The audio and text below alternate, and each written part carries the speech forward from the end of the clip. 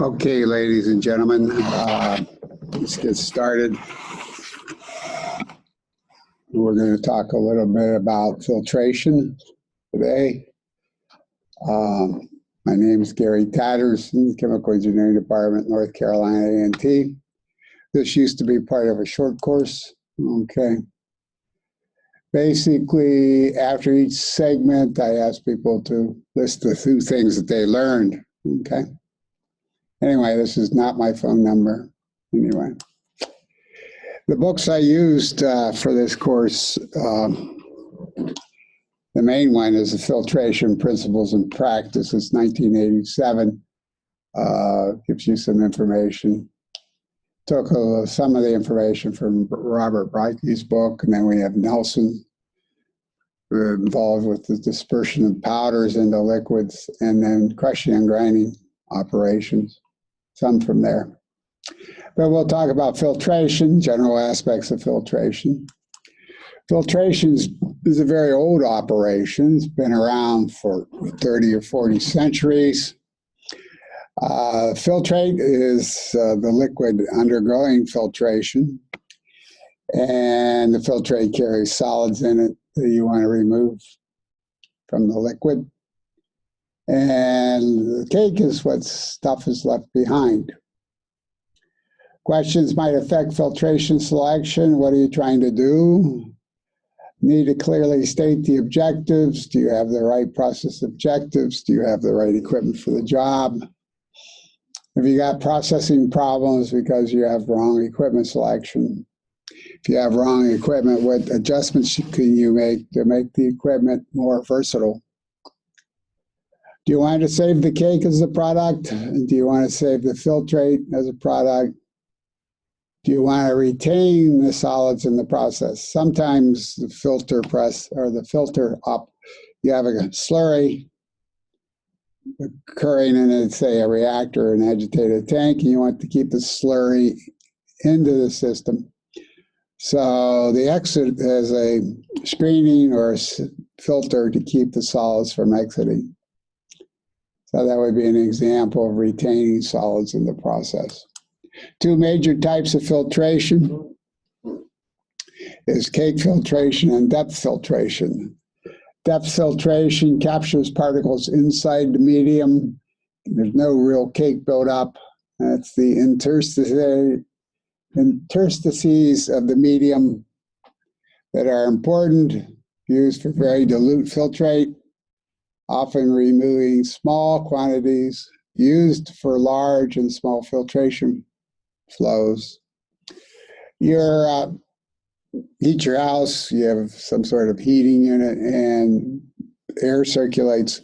Oftentimes you have an air filter, and you have depth filtration occurring, removing particles from the air. Now, if you leave your filter in there long enough, suddenly it becomes over a long period of time, a cake will develop. But initially, it's a filter that captures stuff inside the medium. Deep sand filters for water treatment's an example, and you're removing low levels of contaminants. You often have large flows. Filtration usually removes contaminants, yes. Cake filtration, particles are stopped at the surface, porous medium, while the fluid passes through the medium. Cake filtration is to concentrate solids, right? Examples, centrifugation or centrifugal filtration, pressure, driving it, possibly have gravity, and vacuum, of course. There's 3 major ways of removing solids from liquids, filtration being one of them. The second one would be a centrifuge. You can centrifuge the material. In centrifugation, you still build up a cake anyway. And the third way is simply let the liquid sit there and the dilute, let it just settle. So cake filtration is where cake forms, but there is 3 major alternatives again: filtration, centrifugation or centrifuges, and also decantation. Obviously, decantation doesn't require any sort of machine, just lets it sit there. In many cake filtration operations, the depth filtration initially occurs inside the medium, which then fills up, and after that, the cake forms. Cake formation is delayed by the time it takes to fill the interstices. Okay, the length of time delay may be important to you. So anyway, let's take a look here what we have. Our simple filter, we have a support medium. We have a medium. This supports the medium. The medium may be paper, filter cloth, or what have you. And then you have the cake, and then you have the slurry. Now, the cake may not exist in depth filtration. Everything's caught in the medium. Okay. But that's pretty simple. You have in the cake very low Reynolds numbers in Stokes drag regime. Anyway, so you're concerned with, i.e., the support medium and the design. You're concerned about what medium you want or have and what happens in the cake. Also, the slurry, how the slurry is prepared could also matter. We can talk about that later.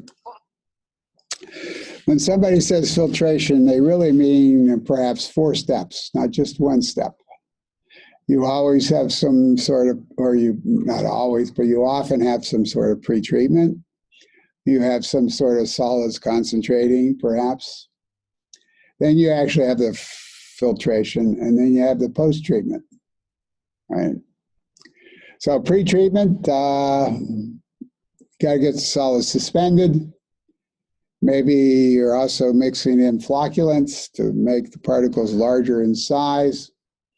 Or maybe you're taking the slurry material and mixing it with filter aids. So if I take a look, again, I got 4 steps in a filtration process.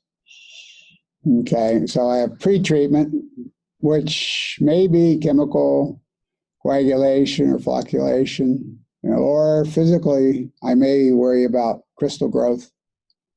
Maybe I form a freezing inside the slurry of some ways, and maybe I'm interested in adding a filter aid.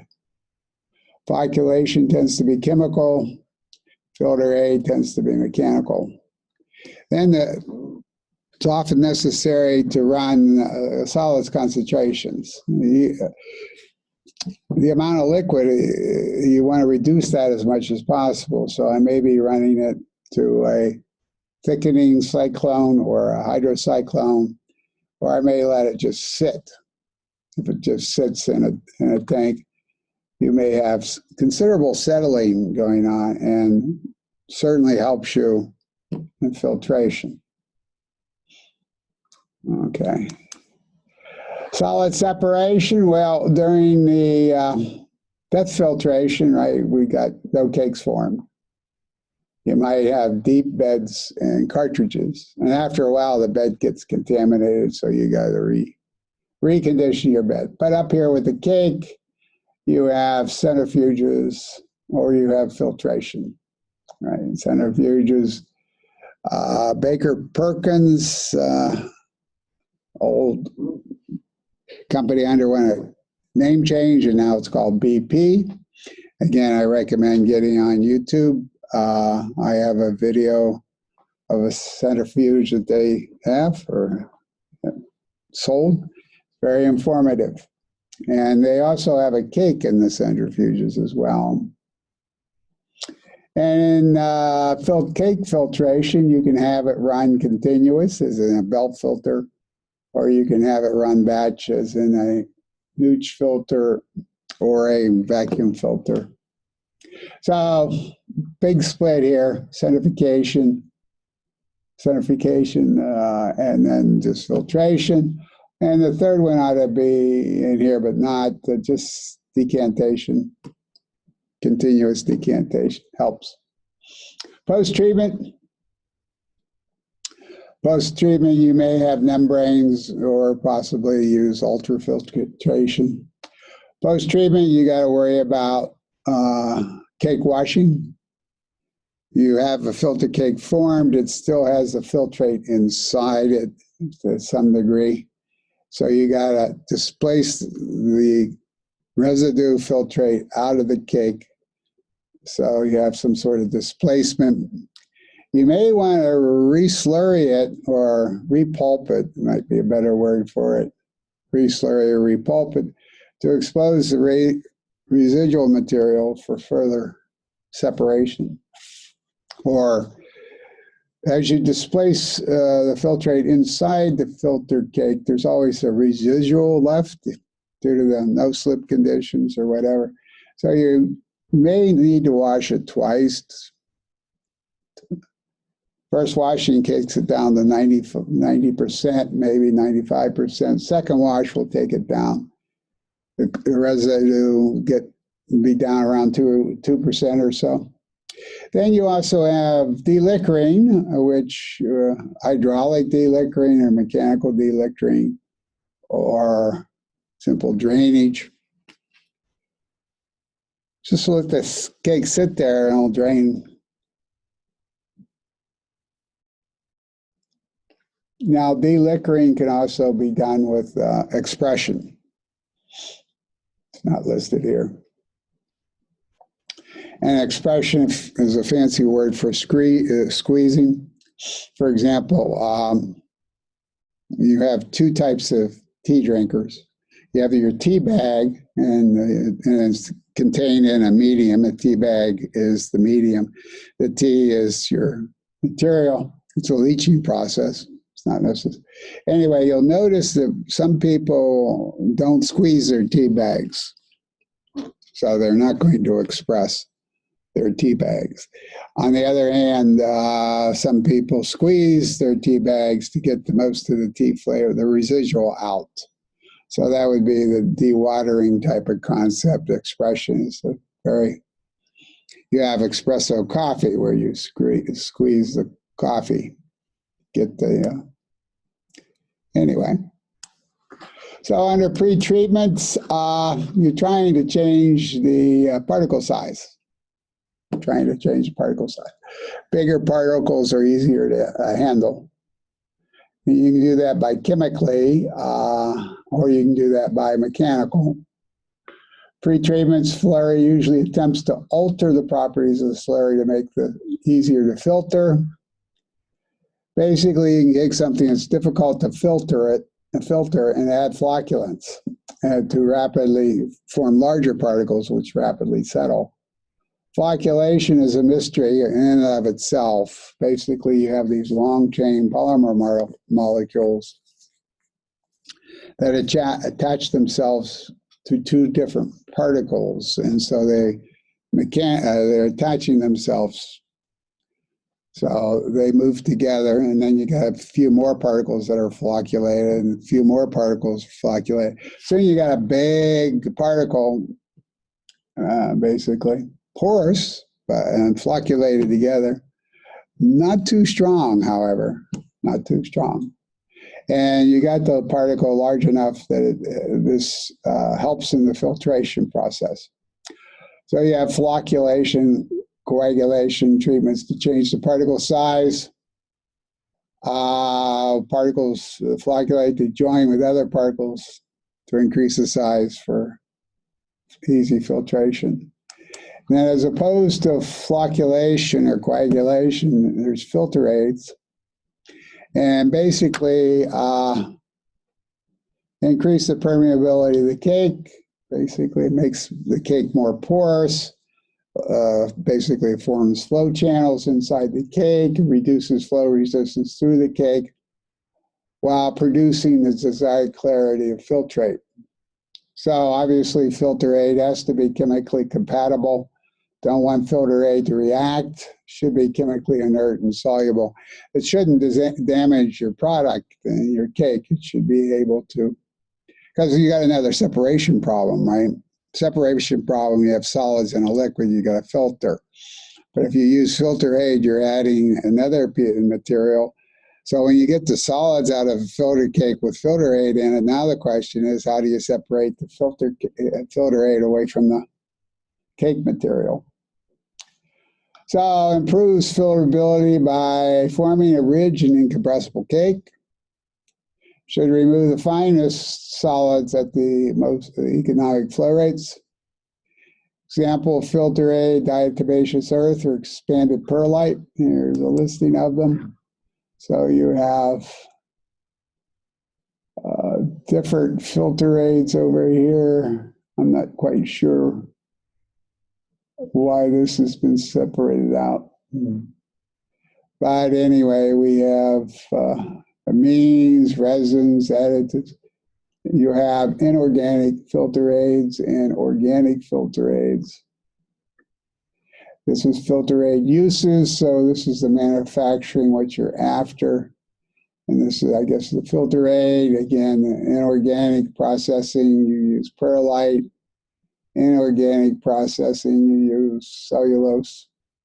Rice hulls is also a possibility. Organic, again, what the application might be. Anyway. So we have a comparison of what the filter aid is, what the chemical composition is, the advantages and disadvantages. Expensive, right? Anyway. Permeabilities cover 100-fold range. Basically, you use a filter aid because there isn't any other way to filter the material, right? The filter aid is actually a nuisance. You're contaminating your cake. But there may not be another way of filtering the material without a filter aid. So you have to use a filter aid. Right?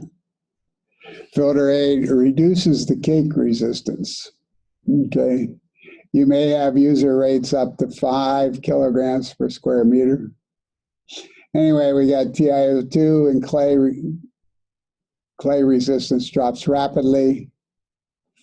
And the next slide will show you that. There you go. This next slide. Going back, however, I want to pay a little bit of attention to this cake resistance. Now, cake resistance has these mysterious units of meters per kilogram. Now, the filter press operates on a pressure. And pressure can be expressed in terms of a height. You know, a high column of water has a certain pressure, right? So that's what this unit is for. Cake resistance is a measure of its pressure drop requirements. So it's going to have 10.5 meter pressure drop. You're expressing the pressure drop in terms of height, right? And then the pressure drop is due to a quantity of material, which is the cake, right? It's the cake that has the kilograms to it, and this is pressure drop units per kilogram of material. If you take a look at a filter press, you can see that you can think of a filter press. Well, okay, filter press. But you got to back away from it and look at the whole system. And the whole system is likely to have some sort of pump or some sort of device to pressurize or to build pressure across the cake, right? And then you have some piping to the filter press or filtering device. So you have energy input from the pump. Then you have friction involved with going from where the pump is to the filter. You have pressure drop across the filter press. And then you have the exit piping.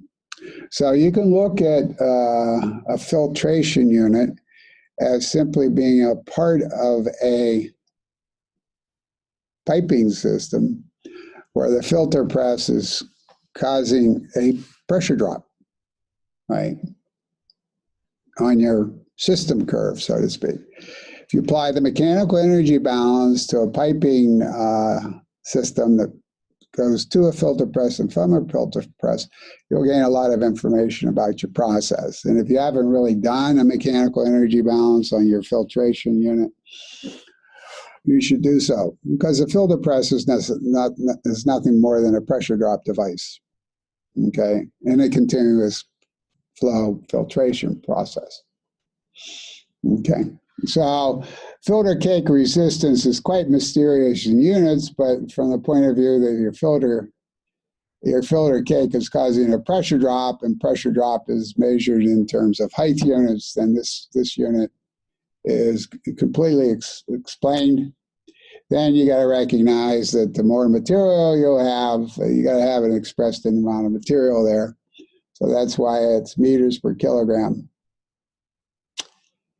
Anyway, additional mass of filter aid may act adversely on the rate in fill cake space. The use of filter cake can be neither helpful or economic under some operating conditions. So let's take a look at this. We have three types of, up here is the statement of the filter aid. And apparently this is the pressure that's operating under. And what we have here is percent clay. So this point is 20% clay. That means 80% filter aid. Okay. 40% TiO2, 60%, same thing, or calcium. So you have three lines here. You have the calcium carbonate, I guess that's calcium carbonate, clay, and TiO2. And you can see that if I take this line with no filter aid, I get 6, right? Average cake resistance, I have 6.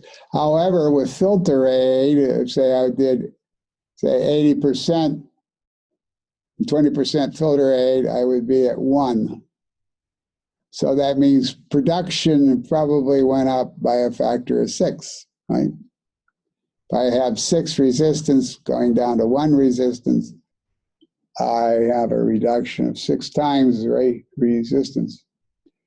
So this curve says I have reduced, I would want to run with this calcium carbonate all the way down to maybe 80% filter rate. I'm looking where the curve flattens out. So obviously, and then the units again is meters pressure drop per kilogram of material. Diatomite is the most important filter aid. Skeletons of single-celled aquatic plants. Basically, it forms a very loose structure, very porous, loose structure. Natural, not heated. Anyway, produces high clarity but low filtration rates. Calcined has the highest flow rates.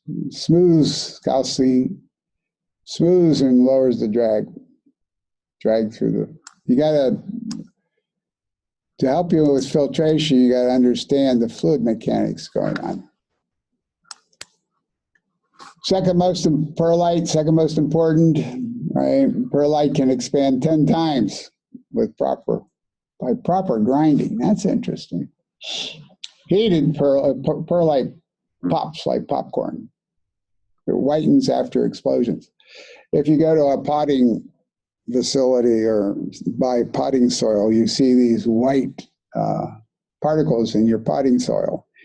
And you go, gee, somebody mixed plastic in my potting soil. These white chips you think are immediately plastic, white particles. But no, they're natural. They just look artificial.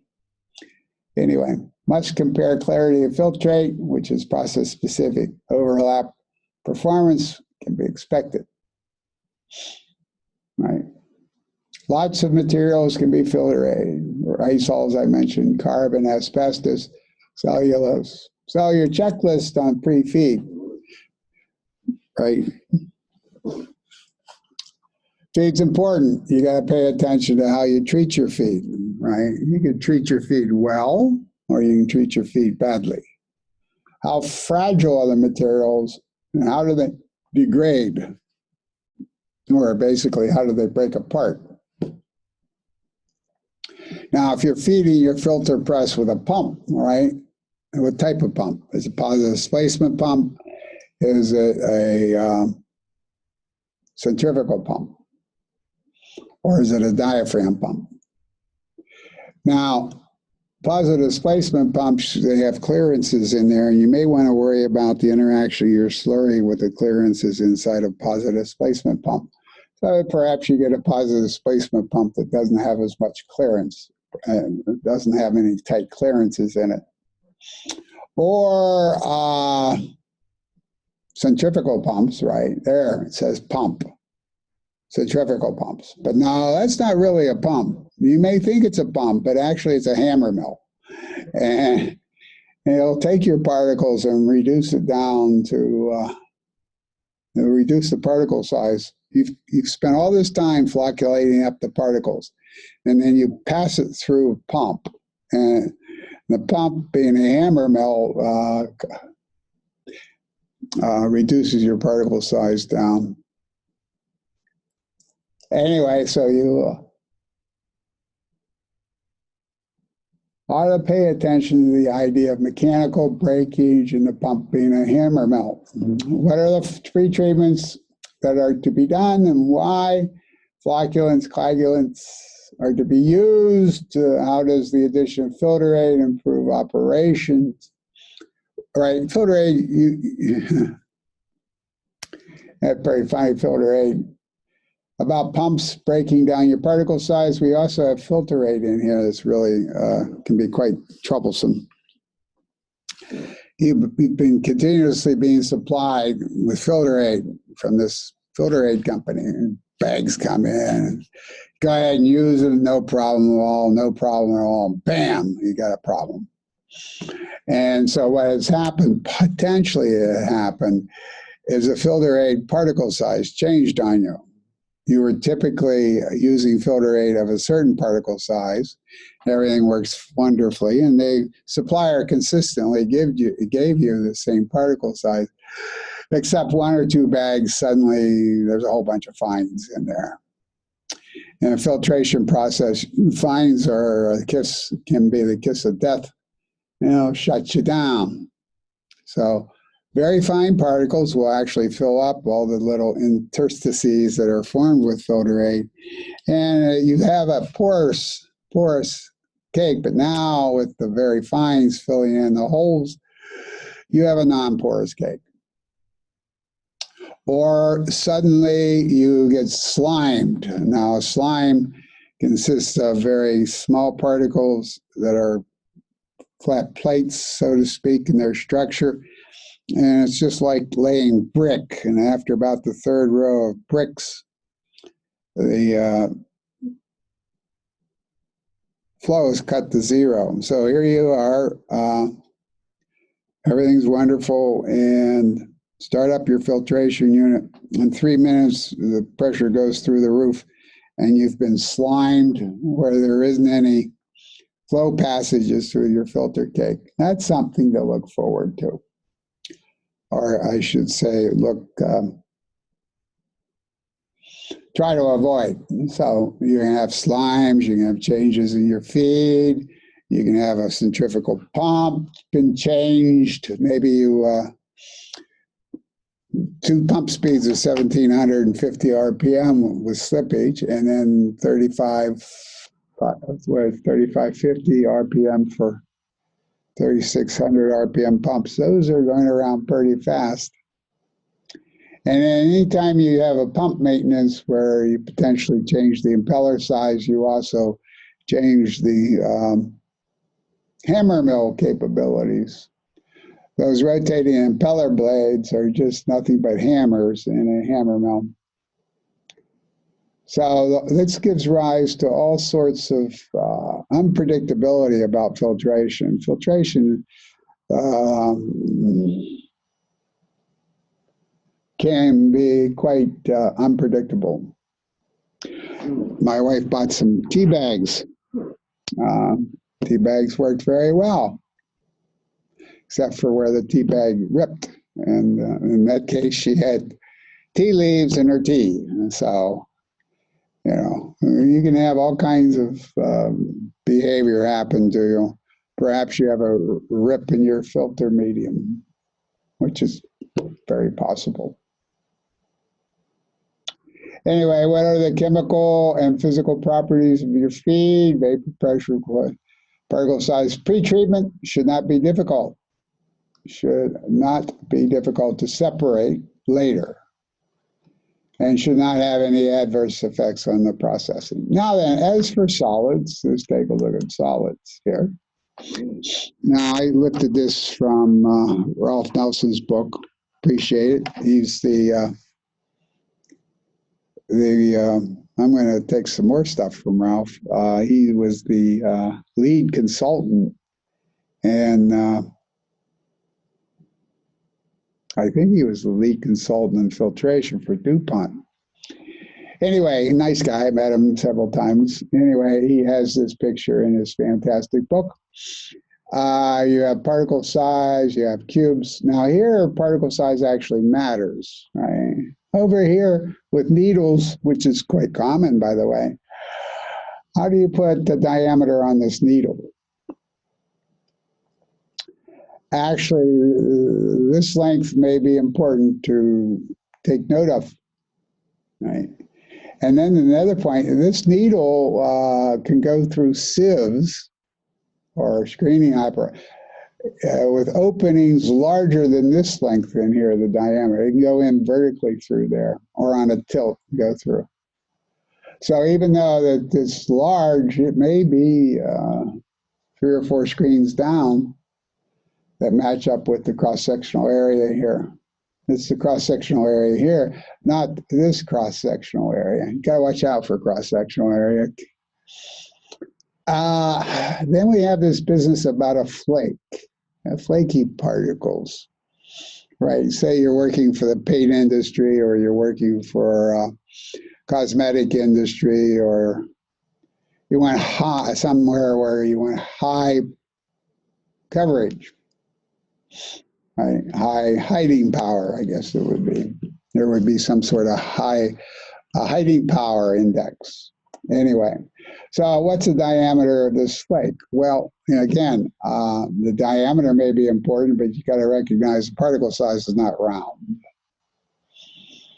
Everybody's walking around with the idea that particles are granular, but some of them are indeed flakes. I one time ran into a chap who was discussing the Coulter counter and how it was measuring particle size. And I asked him, how do you handle flakes? Flaky material, how do you measure the particle size of a flake? And without batting an eye, he didn't say anything. He just said, you multiply by 2.56. I said, what? Anyway, I think he was joking with me. Anyway, you have this irregular shaped thing. What is it? A rough. This was supposed to be a rough. High angularity there. Then what is that? F, you have twins. These are, all these could be agglomerates. This flocculate can be agglomerates. This is an agglomerate, and this is an agglomerate. Plus, this could possibly be considered an agglomerate. And this is an agglomerate. So agglomeration is extremely important in particles. And if you're a bit weak on agglomeration, you should look at my video on agglomeration. I thought I was educated until I read the book on agglomeration. Geez, it's like the whole world, the whole new world opened up after I studied agglomeration. It was just like a renewal process that, this was being hidden. Anyway, so we have mosaics or twins or whatever you would want to call this. Looks like there's surfaces in here, right? Surfaces in here indicated. You have surfaces here, surfaces everywhere. Here you have a heterogeneous solid. Now the problem with solids, you must realize, is it's really a problem phase if you don't realize it. Liquids and gases are pretty simple. First off, gases usually don't have a surface. They can separate, gases can separate, but the boundary is not distinct to interface necessarily. Liquids, one of the interesting things about liquids is their surface gets refreshed. Okay, so there may be surfactants on the surface, but they may or may not stay there. And if they do stay there, surfactants stay there, then you'd have to worry about their effects. But solids are quite interesting. You can have a heterogeneous solid, which is right in here. What's this? Heterogeneous solid, where the surface chemistry can be quite varied. There's 7 different major surface chemistries in here. You can have ions at the surface, you can have hydroxides, you can have oxides. You know, what's on the surface is not necessarily what's inside the particle. So, case in point, this one kinetic reaction study was studying the effect of catalyst on a chemical reaction, yield for a chemical reaction. And the chap ground up the catalyst for 3 days. Each day he made a run and determined the yield. And the yield dropped from the first day to the second day to the third day. And basically finally figured out that during that 3-day period, the catalyst surface changed. It oxidized. If you grind something and set it aside, it's likely to pick up moisture from the air. It might pick up oxygen from the air, right? Might pick up dust particles from the air, right? So what's on the particle surface is not necessarily what's inside the particle, right? And it be quite varied. In here, we're supposed to have porous. Well, it's basically one material wrapping around and forming a matrix around another material. It doesn't have to be porous. It could be another liquid or another solid in there inside that particle. Asphalt is an example where you have aggregate being contained in the body of pitch type. Here we have cindered material, right? Cindered material. You have individual particles that touch, and supposedly, you can cinder 2 particles together. Now get this, at, 70% the melting temperature of the material? Say this material melted at 1300 degrees C, or say 1000 degrees C to make it easy. They will cinder at 700 degrees C together. So this business about surface behavior is quite interesting. Where 2 solids, 2 particles meet is a special area, a contact area. The surface energies at that point may actually double, right? You have surface energies, right,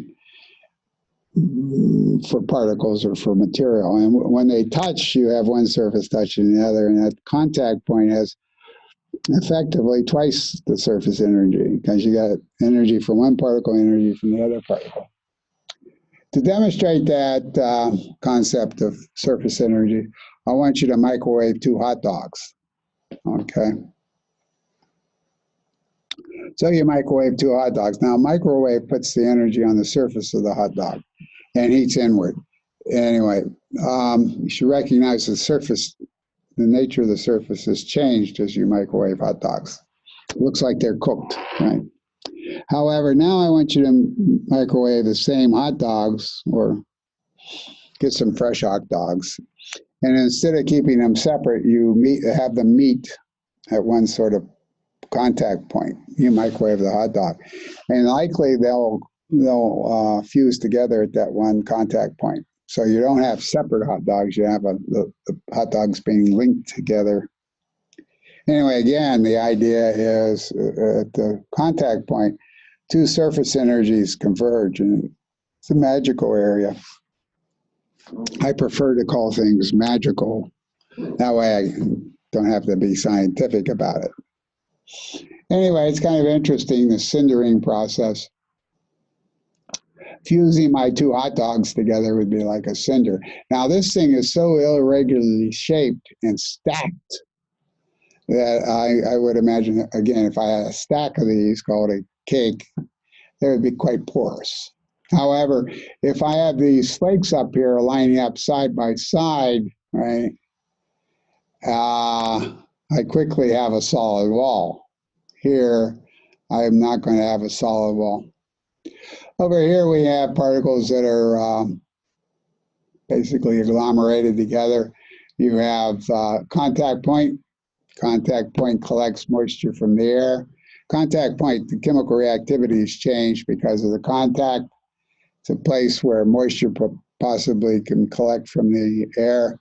And you have moisture causes some of the material to dissolve, and then you form a solid bridge here, perhaps. And we have flocculants.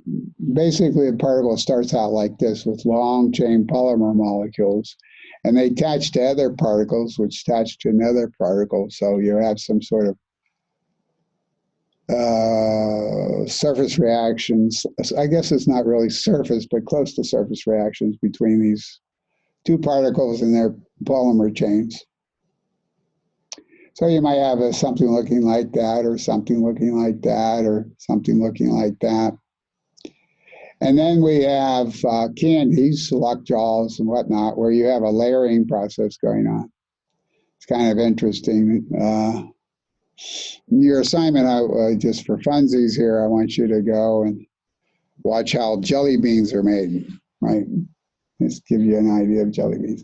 But it's very important to sometimes understand what your solids are, okay? And this is just a diagram, a nice diagram of different solids. So you want to concentrate your solids, okay? That lowers the, you want to be able to get the material to the press, filter press though, right? You want to reduce the water content, but you still need to have it pumpable, so to speak, to the filter press. So you want to reduce the load on the filter. There are thickening operations that can be done. Gravity settling, hydrocyclones, dewatering cyclones, right? Used to separate gas particles from air or gases. Well, you just replace the air with a liquid and have hydrocyclones. And forget the word about fluid cyclones would probably be better.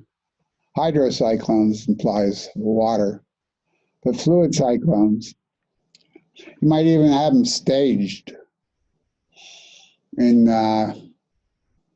solid gas separations.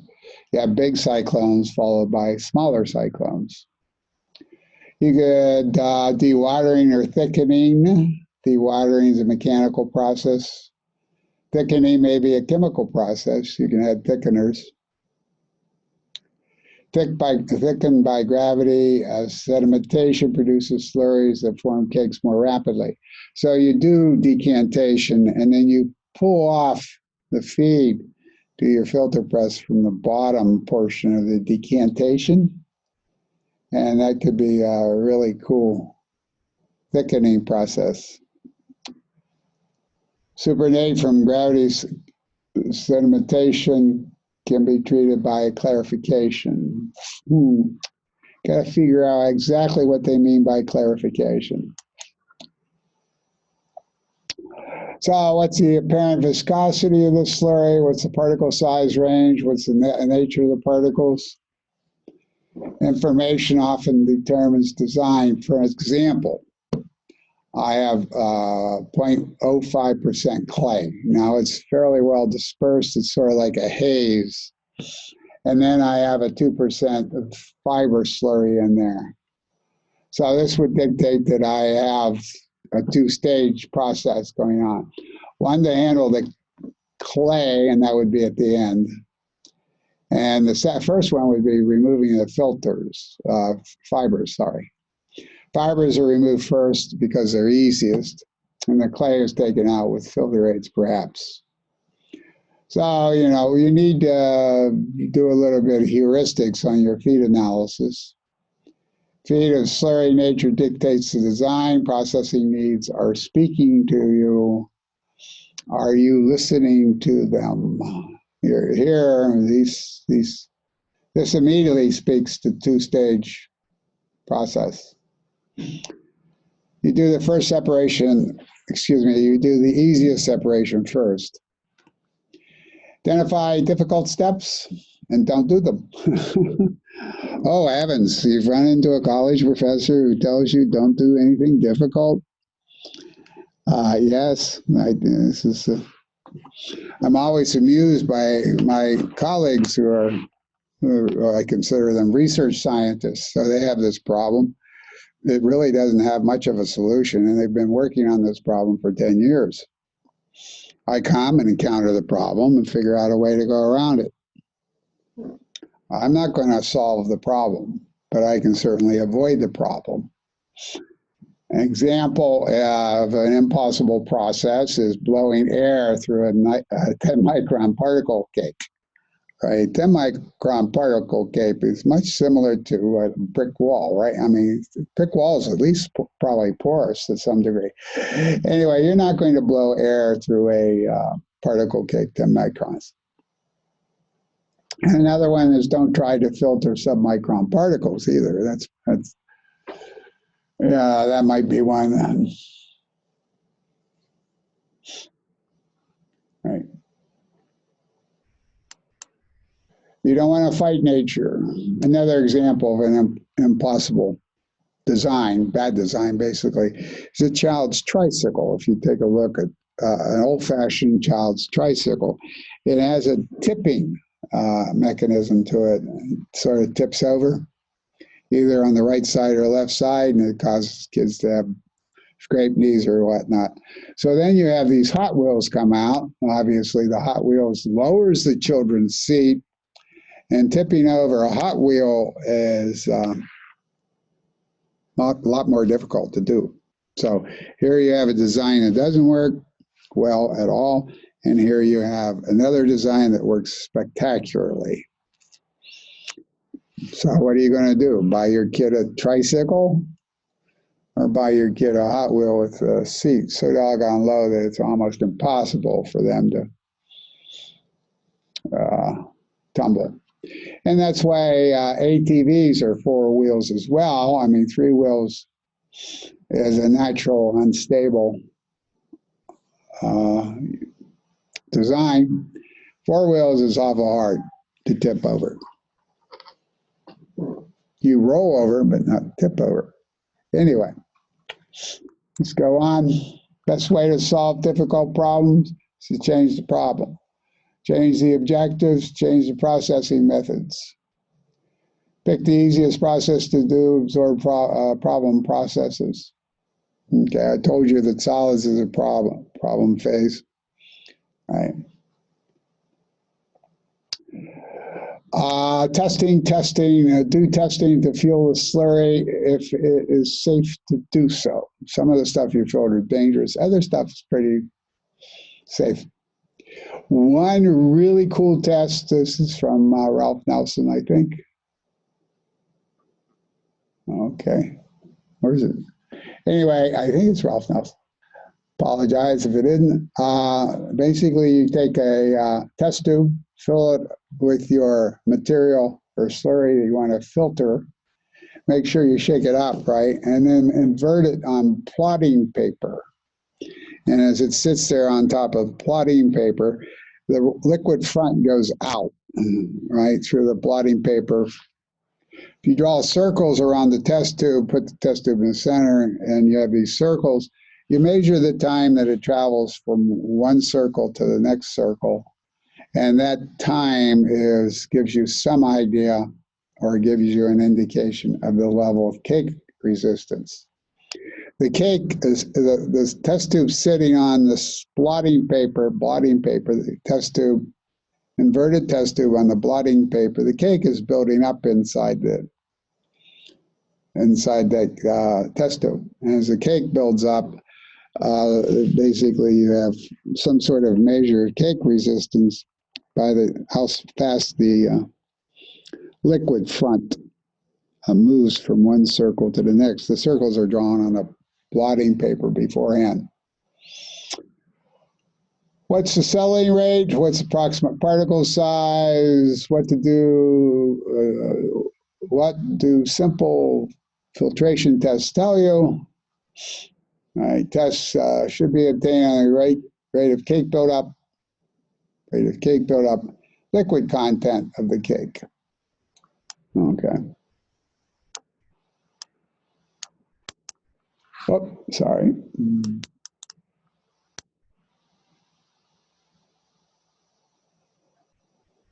Where was I? Sorry. Deliquoring methods. Let's go back up here and see where we are.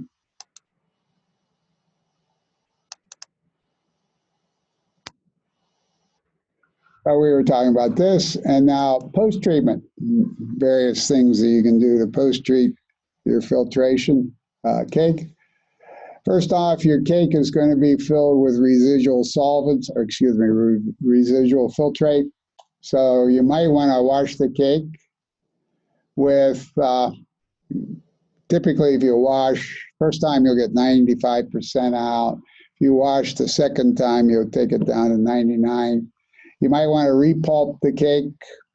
That means remix it, disturb the interstices of the cake, and let you wash more effectively. So you might want to wash, repulp, wash again, repulp, wash again.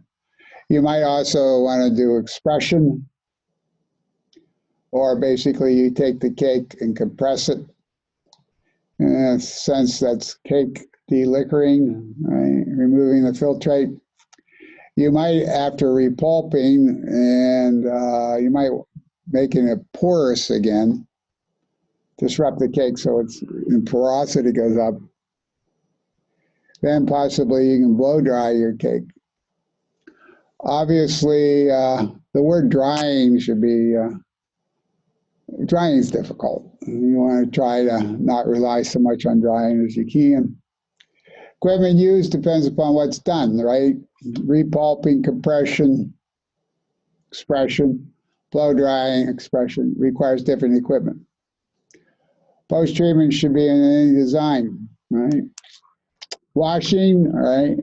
Washing your cake removes the residual filtrate, displaces the slurry by clean wash liquid, by direct displacement, or by diffusion. If you repulp, you lower the diffusion length, you improve washing. Washing efficiency drops as diffusion becomes the controlling process. Throughout all your mass transfer, if you have diffusion, you want to try to get away from that. Large particles in porous cakes, washing is easy. Displacing the liquid is favored because of the simplicity of the liquid. You want to wash the cake in place if you can, right? You've just finished the filtration, then you hit it with a wash. Or you might want to repulp and then hit it with a wash. Anyway, basically the idea might be that repulping the cake and performing counter current washing might be possible. Used if diffusion is difficult. That's why you repulp. Deliquoring, removal of part of the residual filtrate to increase dryness. Increasing filtration pressure at the end of the cycle can cause some deliquoring. Cake compression is much better. The idea of pressure, it's the better. There's several or lots of filtration machines in there. They use a bladder. Basically, the filtration process runs, everything's finished, and then they pressurize the bladder, and the bladder surface goes up against the cake and squeezes it, much like a thumb squeezes a tea bag. Okay. So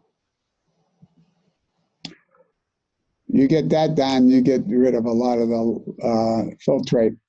Of course, the filtrate may actually have a different concentration than what concentration came out of the original filtration. Other methods may include air blowing, hydraulic deliquoring, and mechanical expression. Deliquoring can eliminate drying. Again, drying is a nuisance, you want to avoid it. Lowers the weight, transport costs, reduces residual liquor, maximizes yields. Checklist for post-treatment. Are there any wash or repulping to be done? What are the effects of deliquoring on average cake porosity? What are the costs? What are the various design choices? What's the cost of various processing steps? What are the benefits of various processing steps?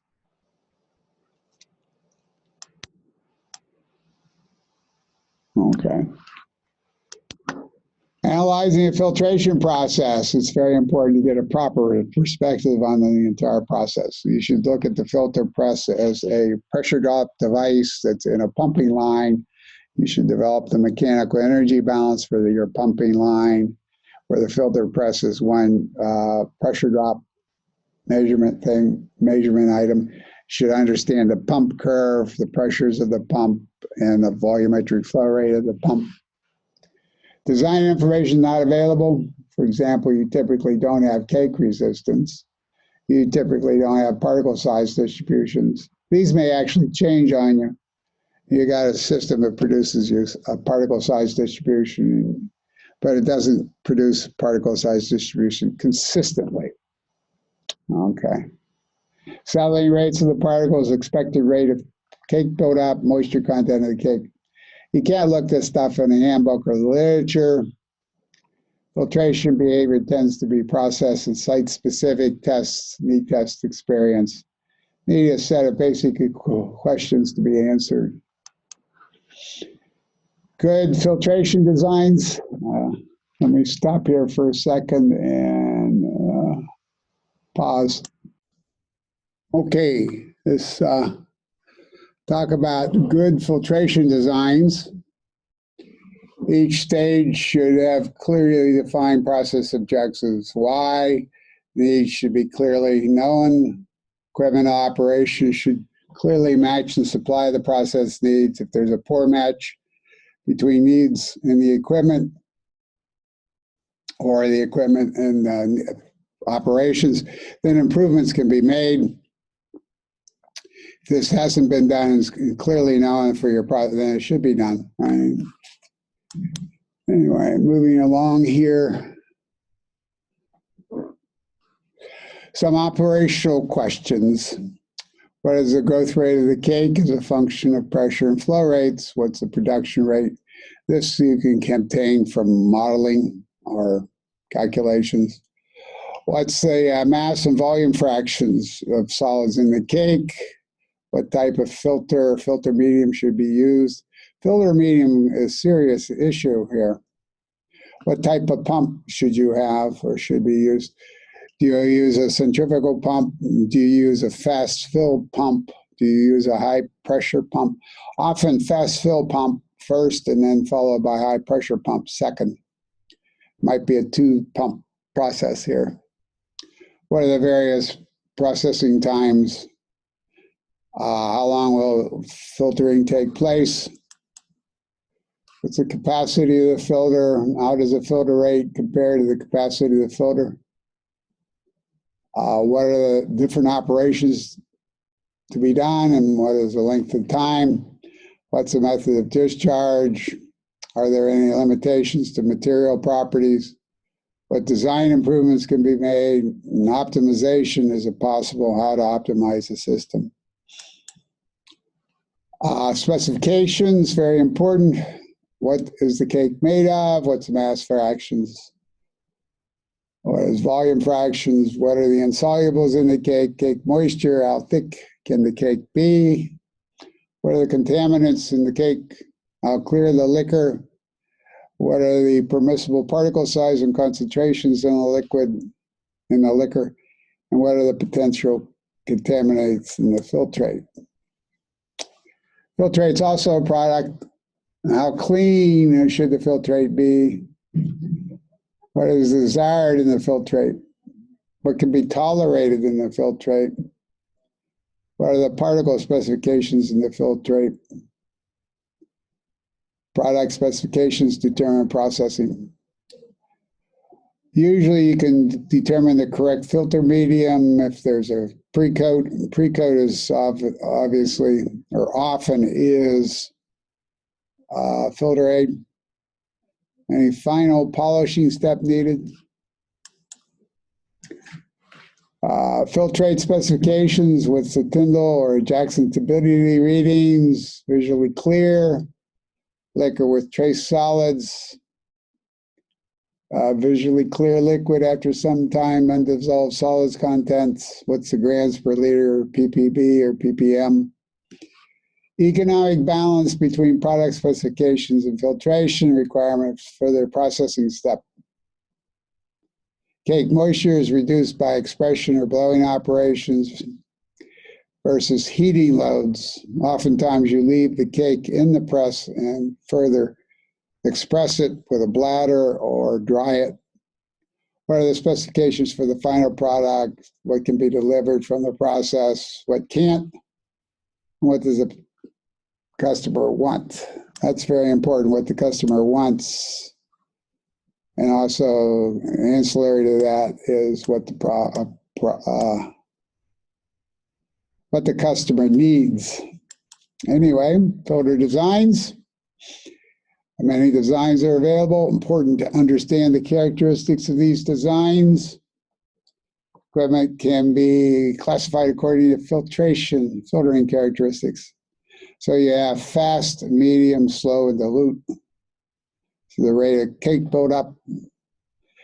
A very fast cake buildup, you may not need a filter press. That means it probably can be decanted. But you have fast, medium, slow, and dilute. Fast to medium slurries are found in mineral processing or as products from crystallizers. Form thick cakes may not need filtration. Filtration is just for collection. Medium filtering slurries are kept in suspension by gentle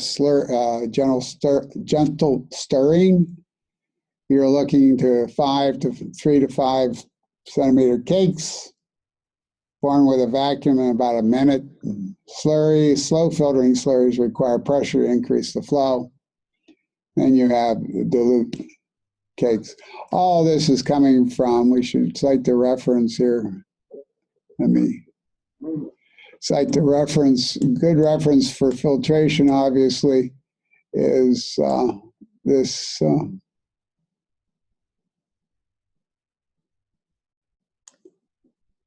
original reference here. This Filtration Principles in Practice, it's 1987. I've often found that there are things that are new, but most of the time, a review of what is already known certainly helps. Okay. So here we have a listing: fast, medium, slow, and dilute, very dilute. Cake formation rate, concentrations, settling rate, leaf test rate, filtration rate. Anyway, we have all sorts of continuous vacuum filters. They're the listing, and they're for very fast filtering and medium filtering. Anyway, we go on. We have cake formation rate, normal. It's for belts, discs, and pre-coats. We can have continuous pressure pre-coat, niche filter, plate and frame, various types. And you see they fill in the entire gap. The ones I would recommend to be used, obviously I like belt filter, a belt, horizontal belt filter. I like, obviously, for things that slime, for processes that have slimes in it, you probably need a pre-coat, or a pre-coat being made of perhaps a filter aid, and then it's cut off. Nooch is for batch. And some of these are plate and frame, the old standard plate and frame. Okay. It's listed under batch here, plate and frame under batch. Some plate and frames, you shift the plate so quickly that it appears to be almost continuous. Well, it's not. You get shut down and drop your filter cake. But if you can shift the plate, the shifting speed, 3 seconds per plate, you can have a turnaround time pretty good. Of course, you got to get the cake to be released under a shifting plate of 3 seconds. Strategies are needed for difficult to filter slurries, very dilute or very viscous. Very dilute solutions should be clarified, no cakes formed. You might take flocculant and clarify cake with a flocculant. Clarify the slurry with flocculant. Separating fine particles requires pre-coated batch filters, chemical treatment with flocculants, high viscosity liquids. You might want to try a cartridge filter. It's pretty neat, a little story I have about cartridge filters. This operator was dedicated to his work, and there was a cartridge filter that had 150 cartridges. And for a long period of time, he would change those out. And he got tired of doing that. And so he, instead of putting in 150 cartridges, he put in 149 cartridges. So that gave a substantial bypass stream, and he never had to change out the filter cartridges ever again. It was not noticed that there was filtration downstream. So what you think you're doing is not necessarily what's taking place. Anyway, kind of interesting. Solar ponds, hey, sedimentation on a large scale. There you go. Don't have to have a filter press. Batch filters, batch the most continuous filtering available. Batch filters with automatic unloading devices almost look continuous. Vacuum filters are mostly continuous or semi-continuous. Cake formation, majority of pressure filters is batch, plate and frame, or recessed plates. This is the old workhorse. You have basically the medium covering a plate, alternating with a collection chamber for the cake, and the frame is closed, making the medium a containment gasket. There you go. The filtrate enters under pressure. Press under pressure fills each chamber. The influent passes through the filter medium, becomes the filtrate, spent liquor. Anyway, I give you an idea what happens. We have the feed here, and apparently they're taking use of the gravity. Goes up. The solids fall out, or are retained by the medium, and the clear liquor passes on through. And basically, when you open it up, it will open up the filter cloth. You possibly can come along with a hockey stick, or the cake immediately drops out, one or the other. Here's a similar design or a similar concept with reset plates. Frames become full, very important question, by judging filtration time, by a decrease in flow rate or a rise in back pressure. Basically, the filtration unit is a pressure drop device, basically. As the cake builds up, the pressure builds up. Filtering is then stopped. Perhaps you have wash liquor hit. And where the wash liquor follows the filtrate, you can possibly go to deliquoring as well. Reset plate filter. Each plate serves as a plate and frame. Feed enters through a center port. Basically, the ability to high pressure, adaptability to high pressure, production of dry wash cake, durable, easily alterability of medium and frame, flexibility is what you're looking for. Disadvantages, high labor costs, leakage, exposure processed product at discharge. Tank leaf filters, you can have this leak filter, they're vertical. The feed comes in somewhere, feed comes in here. You have a series of leaf filters.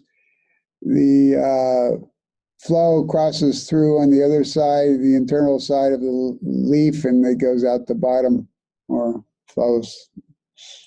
And you have hopefully uniform coverage here. So you may or may not have a distribution problem. You may have some of these cakes being filled up first, and then these in the back may not fill up as quickly. In other words, good circulation may be necessary in here. Okay. Discharge at the bottom of the cake, so there may be a question there. You have a horizontal pan filter, right, which is feed comes in, goes across, goes through the cake, and feed leaves at the bottom. Okay. Apparently you have a scavenger line as well.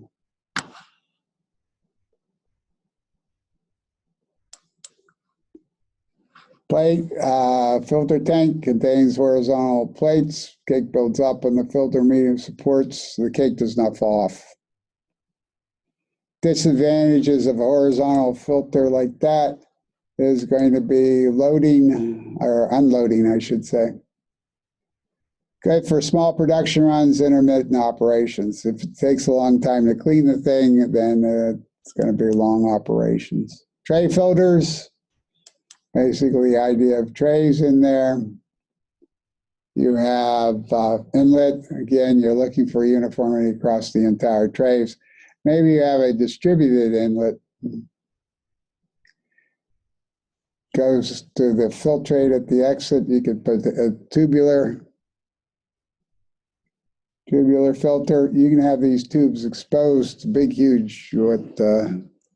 Again, YouTube has excellent videos on all kinds of different filter presses and filter equipment. IMCO has some really great stuff on belt filters. Tank, and then tank tube filter, a similar and competitive to vertical leaf. Leaves are replaced by filtered tubes. Filtrate flows through the tubes. Solids are left behind on the tubes. The tubes are circular, so they could stand very high pressures. Tubes are porous, ceramic, plastic, cylinder, metal. Tubes are wrapped in filter media, fabric.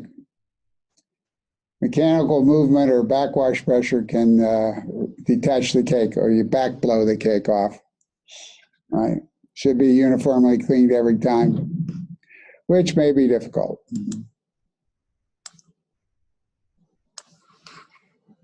Okay, the Nooch filter, similar to a butyl funnel, used for small pilot plants. Slurry is placed above the filter plate. Medium filtration is accomplished by gravity or pressure or vacuum. Right. So has great adaptability to various filtration processes. And that basically is a picture of it. It has an agitator in there, also a scraper for the cake in case the cake becomes cracked. You want to, cracks in a filter cake means bypass, right? So you want to have it such that there's no cracks. It's okay to crack the cake after the filtration or after the cake's finished. In fact, you do want to crack the cake so you can move it. But and during the filtration process, you want that not to happen. Anyway, cracks in the cake are not desirable. So we have plow, screw, cake discharge, you have piston discharge, you have a specialty impeller in there. Can do it all, filtering, washing, drying, and discharging. Right, drying. Automatic cake discharge, important feature. Filter cake cracks can occur but are smoothed out by the impeller. Vacuum leaf, open leaf filter operating under suction leaves or dipped in excessive solutions. Succeeding solutions in a slurry tank, vacuum picks up the cake covers the leaves and washed in a holding tank. The cake is discharged by performing a back blow in a receiving chamber. Can be used as a thickener, low cost, easy inspection of surfaces. Limited to non-volatile liquids, since the cake covered leaves washed in a holding tank. Some movement involved. Horizontal pan filters. I've been told that, well, basically it gives rise to something looking like that. Now, to me, that looks like a complete disaster, mechanical disaster, right? So I'm not sure. Anyway, let's see where we begin. We begin with the cloth drying here. We feed the slurry. You pull a vacuum, or pull a vacuum to pull the filtrate through. You dewater. You do a wash. You dewater the wash. You wash again. Dewater the wash, and then you do a back blow to release the cake. Then you clean your medium, dry it, and start again. Okay. This valve over here, and some portions, some angles, you have to draw vacuums. You may not want to mix the filtrate with the wash water, right? So there may be a separation involved. You have two-stage washing, which makes sense. You then dewater. You wash, dewater, wash again, dewater. And then you do a blow here. So here you're collecting the filtrate, and here you're blowing air, and here you're collecting wash water. And so there's this distributor in here, the quite complicated device doing different functions at different angles. And you can think of it as perhaps plugging will occur, would not be unexpected. Automatic filter presses, basically filters with automatic functions, automatic cake discharge, plate shifting. I was saying 3 seconds for a cake shift. Filter cloth vibrations, maybe spraying on cloth washing, reductions in cycle time. Most are recessed plates. Geometries include horizontal and vertical plates. What, Lonix, is it? Has a vertical filter trays. Anyway, different cloth arrangements are possible. You can have moving cloth, fixed cloths, horizontal, vertical arrangements are possible. Here is a plate, and basically, when you do a discharge, right, you have a plate shifter. This is a plate that's been shifted, and you can see the filter cloth is exposed. Hopefully the filter cake has fallen off. You might want to vibrate your filter cloth, or certainly possibly at this point clean it. Anyway, you go from plate to plate to plate and drop your cakes. In the cycle, the cake's discharge as a medium moves between plates. Fresh medium is placed between the plates. Used medium is washed and dried outside the press for the next cycle. Now, the filter medium can be quite important. After so many cycles, it's got to be washed very well.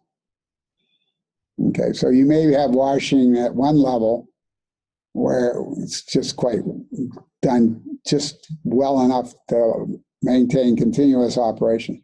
then it probably can be washed more thoroughly after, say, 10 runs. I don't know exactly the procedures, but you got to have a clean medium. You don't want the medium to be binded or blinded. Two words there, binded and blinded. Pressing and deliquoring the cake by hydraulic pressure is possible. Cakes with low residual moisture are produced.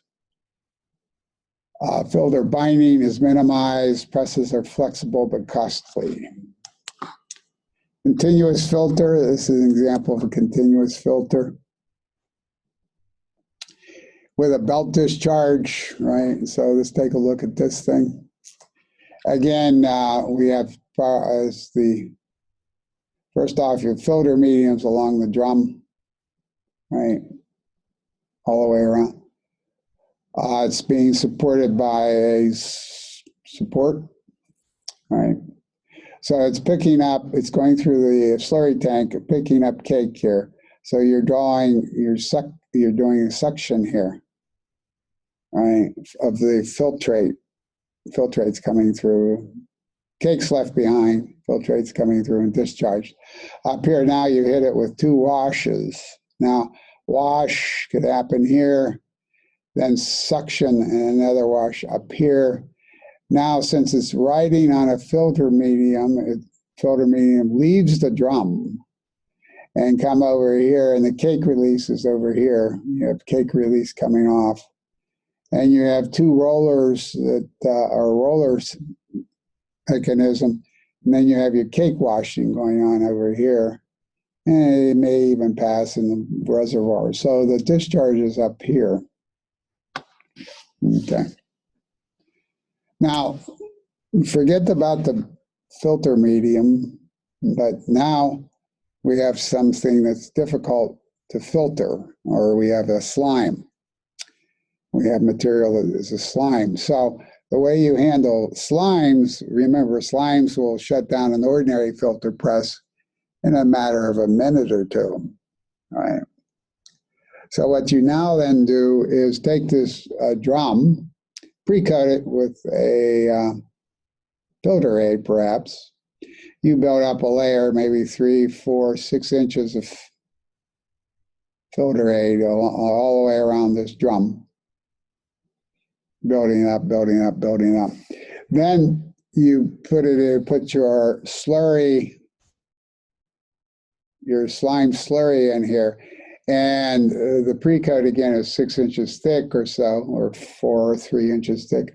And it becomes slimed, okay, in this part.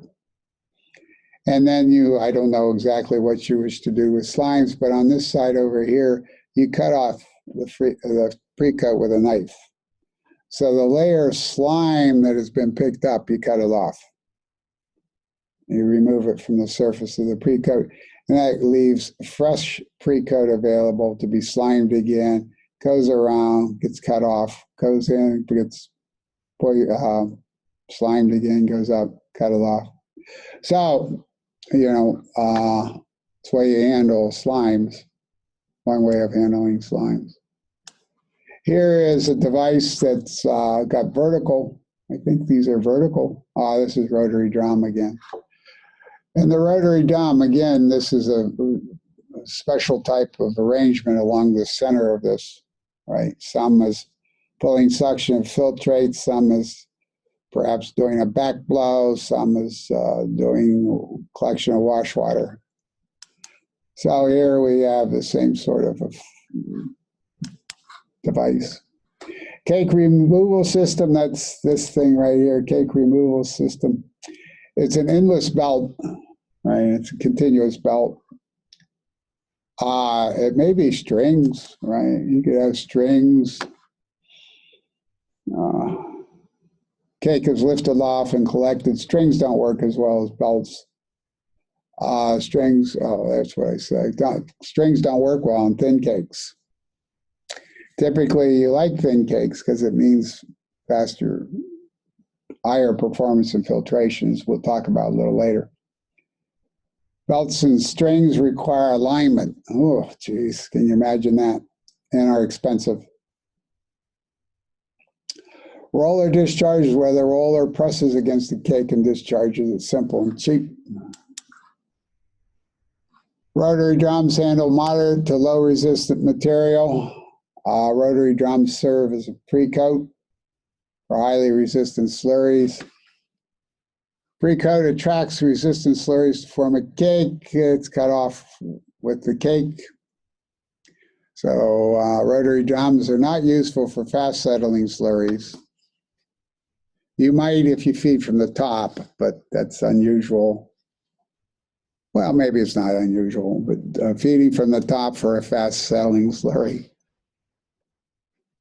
is an option. Cake is formed at the top. Filtration is done by gravity as well as by vacuum. This is highly efficient, although I haven't seen that many. Okay. Drum filter, capable of providing continuous filtering, capable of washing, partial drying. Steam usage is possible. Permits a wide latitude in operating conditions, submergence, vacuum, rotation, feed conditions. Disadvantage is relatively high cost, not applicable to slow cake buildup. Must be continuous, not applicable to batch processing. Vacuum and pressure units are limited in size and cost. Vacuum discs. Now, here is pretty much the same thing. These are discs that we're pulling a vacuum.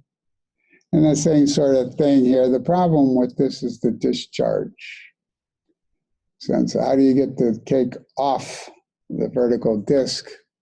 And how do you collect it in between? I guess this is what this is indicating. Some sort of scraper that reaches out and collects the, as the disc rotates around, scrapes off the material built up on the disc. So we have a scraper there. But that scraper has got to go all the way in, close to the center of the disc. Anyway, let's go back here. Made of series of cylindrical discs mounted on rotating shafts. The discs are divided into sectors which support the filter cloth. Vacuum is applied to the row of sectors by the valve, and filtrate and air removed through a sector supports the hollow shaft and out through an automatic valve. Operation similar to a drum filter, that's the important thing, but provides much greater surface area per floor space. Low cost unit. Limited washing possibilities, since washing may knock off the cake. Other limitations: poor cake dewatering, poor cake discharge, medium washing difficulties. So those are some of the things associated with this. Again, you get on YouTube, look up some videos, talk to the people in the company that makes the piece of equipment. You talk to their competitors, then you try to find people who have used this equipment before. Maybe if you're in the pharmaceutical industry, maybe you talk to the food industry. Cross-fertilization between different areas is quite useful. Oftentimes, a problem in the pharmaceutical industry has already been solved in the food industry, and the cross-fertilization is quite useful. Band or belt filter, this is great. IMCO has an excellent video on this. Their belt filter is really cool. Basically, you have a feed point in here. You have the belt, and there may be several wash boxes on here. You have the feed coming through in a box that goes across the belt, and you might have a wash box followed by another wash box.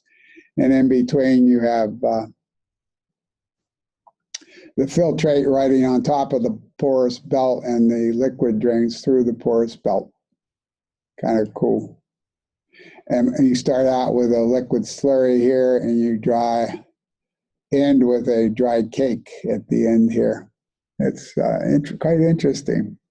Again, it's gravity. Well, it could be vacuum, however. You can pull liquid with the vacuum.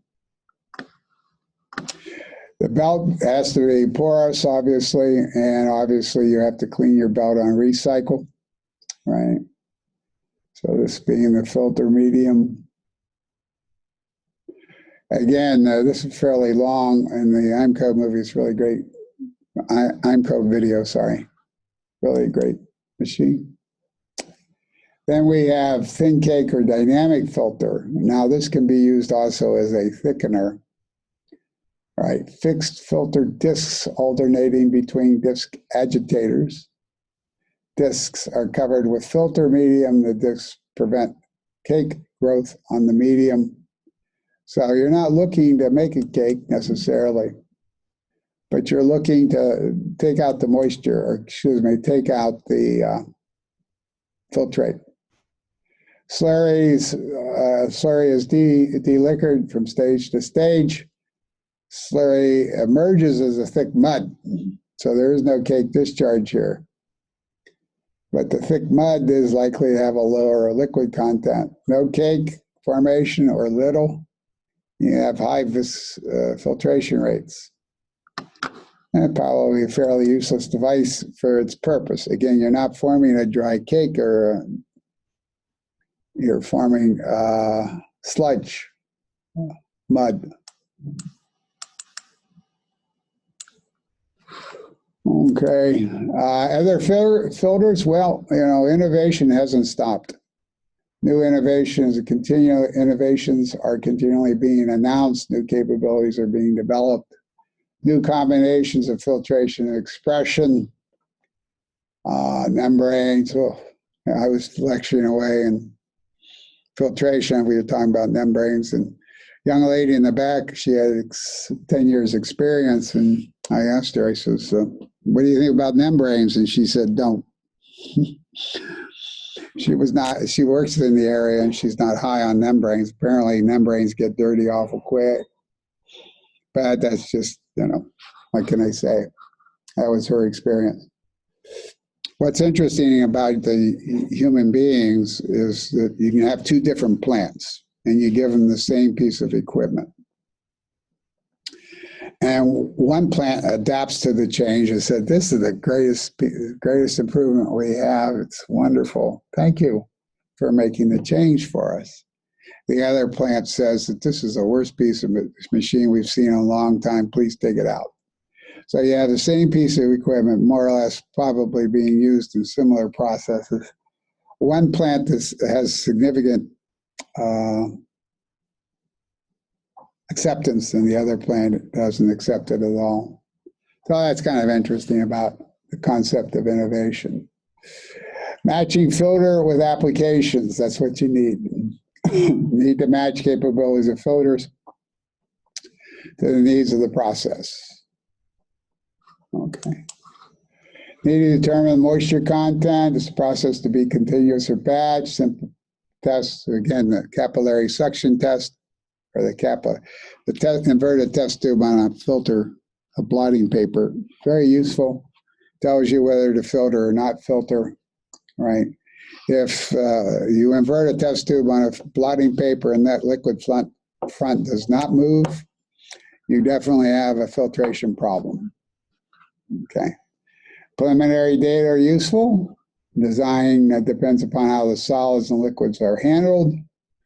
As I said, the pump can be a hammer mill. You could have a perfectly flocculated material, and then you feed it through a pump, and the flocks are all broken. Filtration time goes up. There's whole conferences on filter medium, so you should recognize that. I don't know where the conferences are held, but the filter medium you need to pay attention to. Some questions?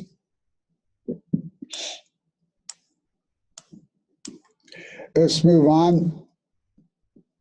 Sorry. Equations for filtration plus work problems. I don't really want to work these problems because the filtration nomenclature is out of sight, right? You should work these problems. Individually, you should work through these problems with yourselves.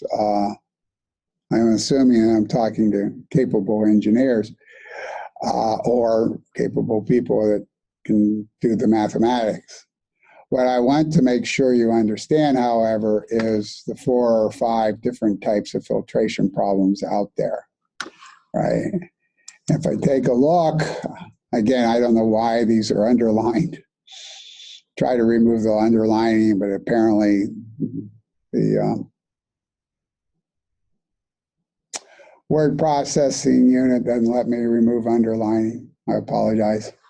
Well, filtration is classified according to flow rate and pressure, right? Flow rate and pressure are classified according to the pump or flow mechanism established in the cakes. Compressed gas or vacuum pumps maintain a constant pressure, okay, are used for constant pressure filtration. If you're pulling a vacuum or pushing, there's always a liquid head involved, or sometimes there's a liquid head when you're pushing. So I pay attention to the drop in liquid head also adding to the pressure drop. As opposed to constant pressure filtration, there's constant flow rate filtration. So that means there's a positive displacement pump. It will put out this flow rate no matter what the pressure is. It should put out that a positive displacement pump should have a pressure relief valve for high pressures. You don't want a positive displacement pump reaching too high of a pressure. If it does, you might rupture your lines or whatever. So you need to pay attention to positive displacement pumps. Oftentimes they don't have a pump around loop. They need to have a pump around loop to ensure that there's flow through the pump. You don't want one that doesn't have a proper feed. If you don't have a proper feed, the material draw a vacuum, you could reach dangerous conditions. High pressures.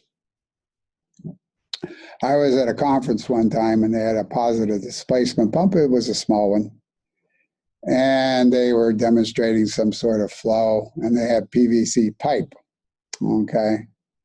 And on top of the table, there was a tabletop series. I think Chemical Processing Magazine is the one that would run these tabletops way back in the olden days. It was a nice time back then. Anyway, it was PVC pipe. Top on the tabletop was the flow system, and underneath was this small positive displacement pump. And what they did is they deadheaded the pump. And on the tabletop, they deadheaded the pump. So what happened is the pump kept on pumping and basically took the PVC pipe and blew it up, maybe 2-3 feet in diameter. The white PVC pipe you see, and blew it up, and it popped with a big bang, and it kind of shook people up, right?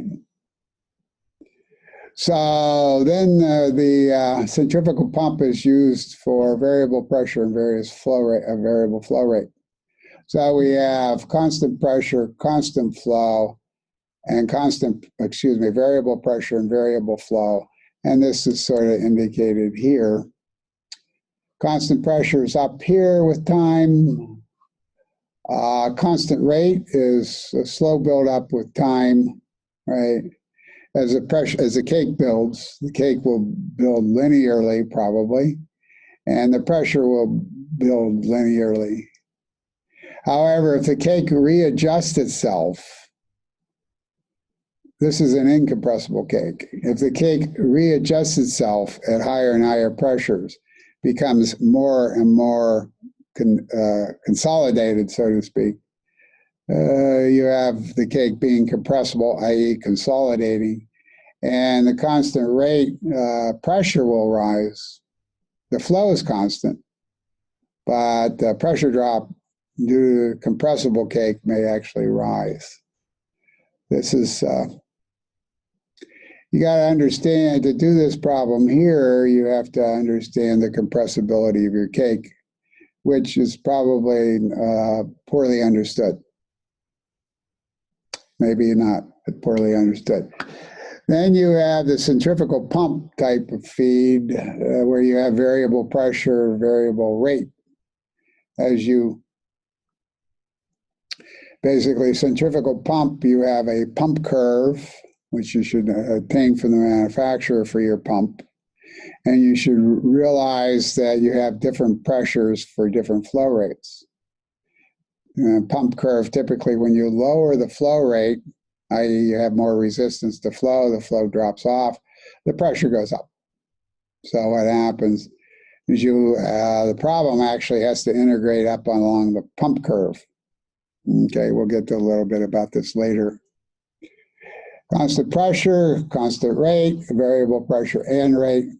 You got overhead head, constant head. You got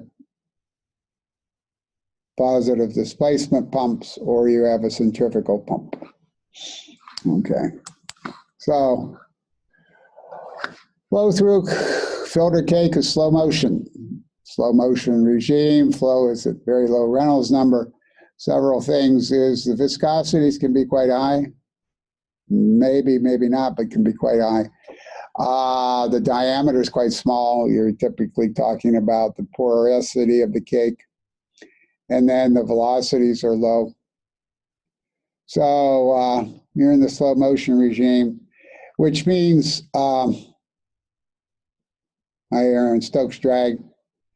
And if I write drag force proportional, this is a proportional, not cake resistance, but proportional to viscosity, some sort of thickness, and some sort of flow. Okay. Flow velocity. So this is what the drag force is pushing fluid through there. So if I look, this design equation should speak to you somewhat.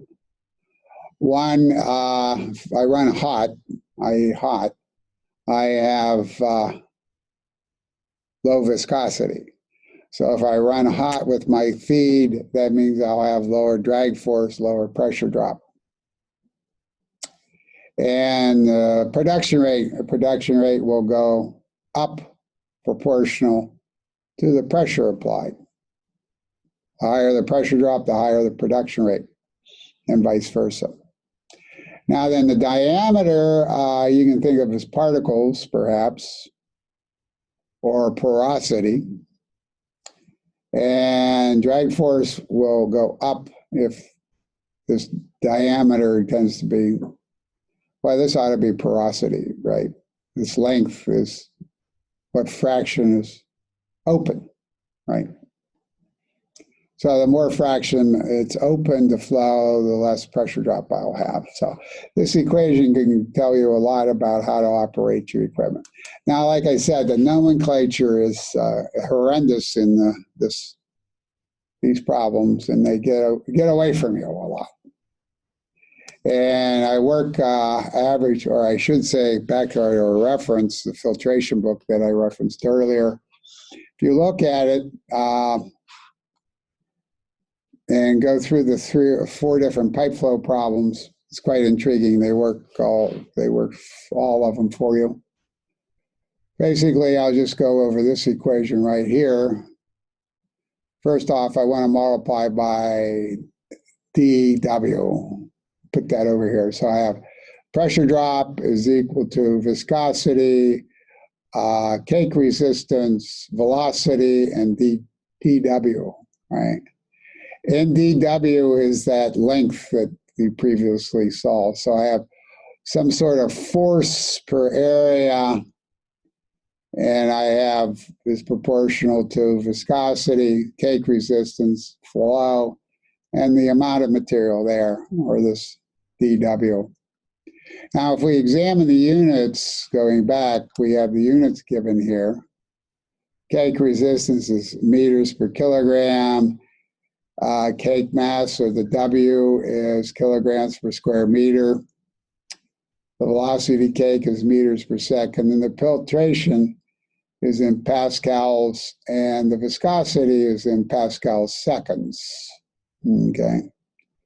So if I go back through here and look at the units, that's your assignment. Okay, that's your assignment. Pressure drop is in pascals. Okay, viscosity is pascal seconds, so pascals will cancel pascals. Now, cake resistance is in meters per kilogram. Velocity is meters per second. And dW is in kilograms per square meter. So to understand this equation, you must understand the units, and you'll notice that the units basically cancel out. Okay. You have pascals canceling with viscosity. You have the seconds here of viscosity canceling with the seconds, or the time, and viscosity cancels with the time with the meters, or with the velocity. dW has kilograms per, and then this cake resistance has kilograms in the denominator, and it has kilograms per square meter. And when you get it all said and done, all the units will cancel out. I got meters in the cake resistance, and I got meters in the velocity, and I have meters squared in the denominator of this dW, or in the amount. So this is very important fundamental equation. It's also useful to see, again, telling you to run hot, run with low cake resistance. By the way, cake resistance is the number you put into this equation to make an equal sign equal, right?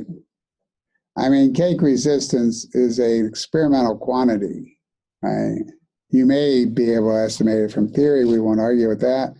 But in essence,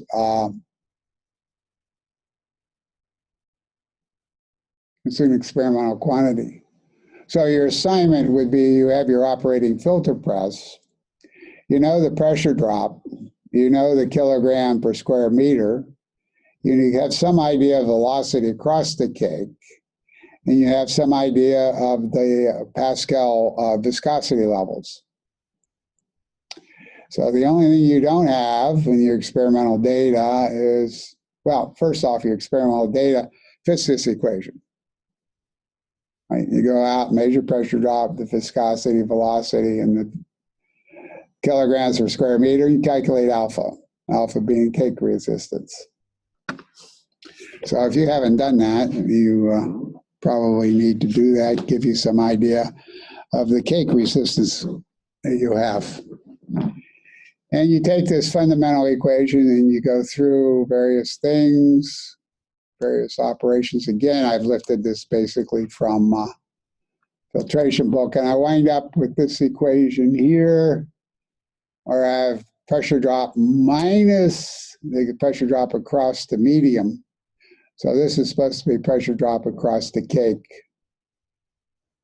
It's total pressure drop minus pressure drop across the medium. The only thing I'm left with is pressure drop across the cake, is equal to a viscosity, some sort of velocity, and some sort of mass per square meter. And I have my alpha, my cake resistance. So if I have a filtration velocity, which is filtration volume per area, I have time. So I can go and start calculating things. Interesting, the mass in and mass out of the cake, mass of the cake, filtration rate, and just basically the mass of the slurry, different other calculations in here, bobbing and weaving with different symbols. Cake thickness to mass of the solids and volume of the filtrate, very important. So here's the mass of the cake, and then here will be the porosity and the thickness of the, anyway, that would be a very important calculation for you to do. Just a question for you, have you done it? Cake thickness, the mass of solids and volume of filtrate. It's very important, calculation of cake thickness function at time. Here we have constant pressure filtration, working through the equations.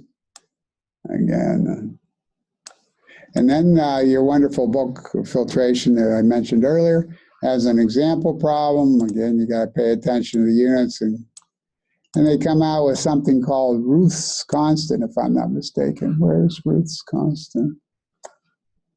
Anyway, constant rate filtration equations for that. Okay, work an example problem.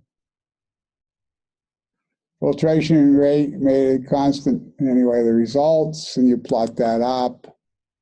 And analysis of constant rate data. Again, this is pressure drop across the cake. And this is hours, apparently. Anyway, hours for filtration. Wow. Anyway, excellent example problem. Now then, we work a variable pressure and variable flow rate. Now this requires you to understand your piping system. Okay. Now, your piping system is basically the mechanical energy balance.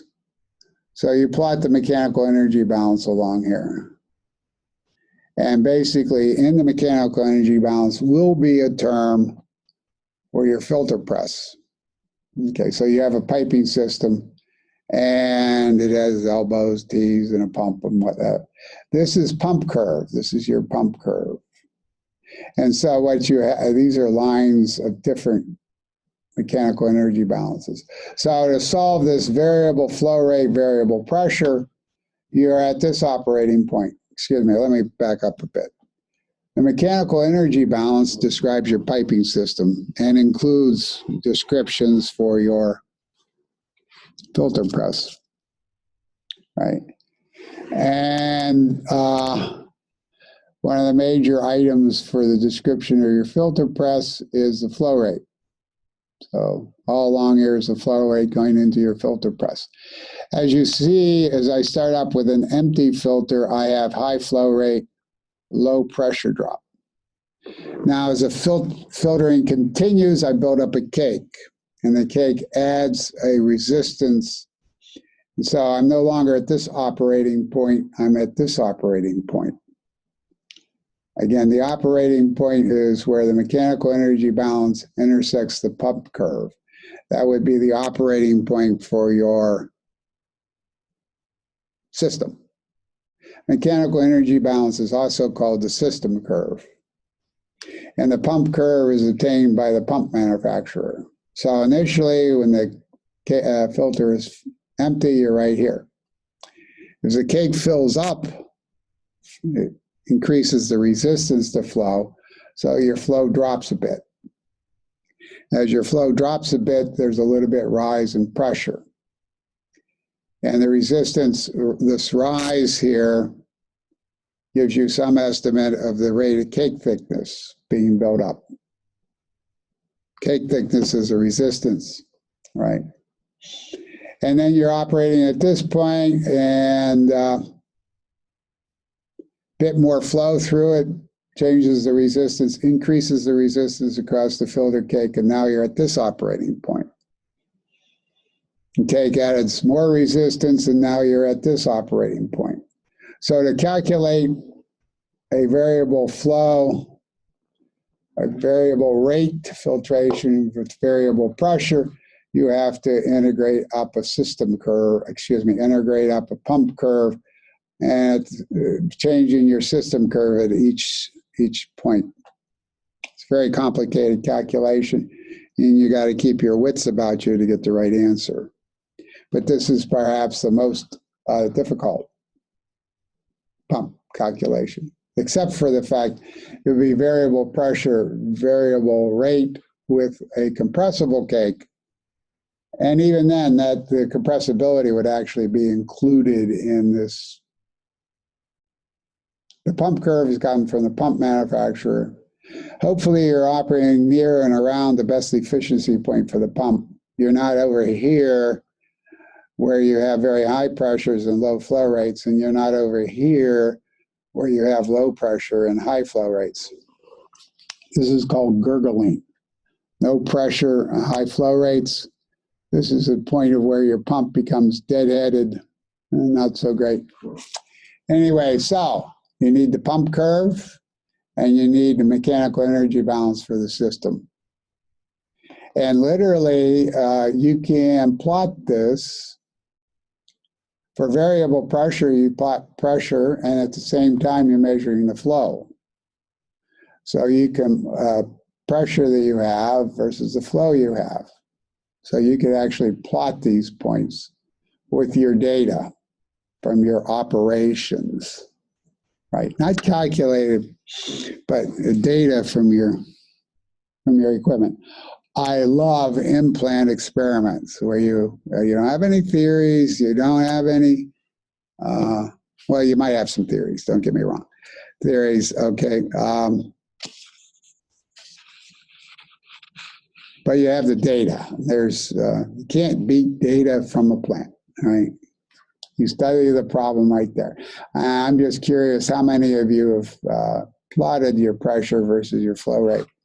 See what it looks like. Anyway, again, I got some ways of doing it. Here's the calculation going up, different flow rates up the pump curve, and got some more calculations in here.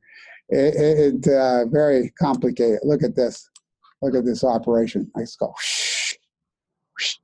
Anyway, that's the next slide. It comes down, wham, wham. Anyway, it's quite a complicated calculation. At the very end, what do you have? You have volume versus time and pressure.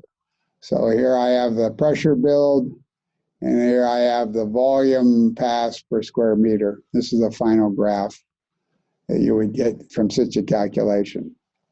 Don't worry, this is very easily done after you do it several times. Burn yourself into it. It is old-timey graphical integration, probably. Brings you back from days when you did this in college. At least my age group, we did graphical integrations. There are always, the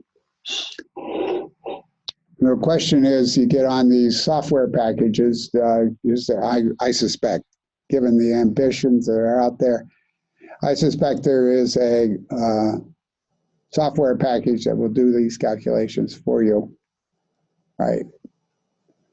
But being from the old school, I also like to do the calculations by hand, and certainly I like computer simulations, don't get me wrong. I think they're wonderful, but I certainly don't trust them. Okay, summary. What do you see in the problems? Well, calculation of filtration volume, filtrate rate, cake thickness, cake resistance, pressure, and time. Constant pressure filtration, constant rate filtration, and then variable pressure and variable rate were calculated. Excellent example problems. It would certainly be interesting. If you haven't done these calculations, it certainly would behoove you to do them. Again, happy filters to you, or happy filtration to you. This is not my telephone number. This is my email, however, and the references. The one you want with the filtration problems are in here. Principles of Filtration. It's an expensive book, but it teaches you about filtration. Anyway, I thank you for attending, and I'm going to stop now. Thank you.